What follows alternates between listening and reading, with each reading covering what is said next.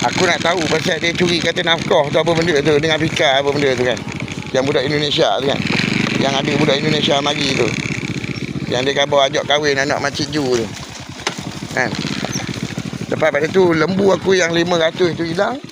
Yang 600 ekor tu hilang. Yang Zahari apa benda geng-geng ni dia jual. Kita beli 2 kelompok tu dekat 2 juta. Tiba-tiba yang Zahari ni dekat 2 juta. Yang Zahari jual ni 240,000 je. Kan? Yang geng-geng Talik ni, geng-geng Mak Rodi ni tiba-tiba ni. Yang budak Indonesia ni. Kan? Aku pun tak faham kau tahu. Kenapa kena hilang tau. Yang kita buat kandang apa benda. Yang dekat 300 lebih ekor yang projek dekat loji. Yang melibatkan ada lah satu syarikat pengurusan ternakan kan. Tak ada dekat kau. Habis licin. Tak tahu jadi macam mana perbincangan dia. Perbincangan anak Mak Salima dengan anak Asambi Yusri ni.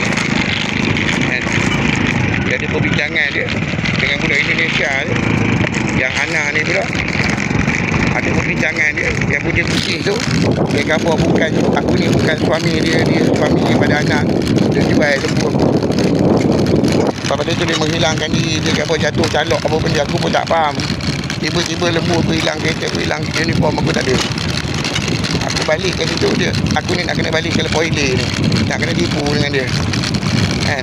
Nak kena tipu dengan Fika dengan anak ni apa benda ni. Kan? Agensi dia orang ni. Aku tak tahu agensi lelaki ni siapa. Dan kenapa pula barang-barang lembu aku, kain baju aku nak jadikan isu kepada kehidupan gila dia. Pasal duit apa benda dia lain kompeng yang berniaga dekat Pantai Remeh tu apa benda tu. Aku nak balik kan. Kau nak cerita apa benda itu masalah kau, bukan masalah aku.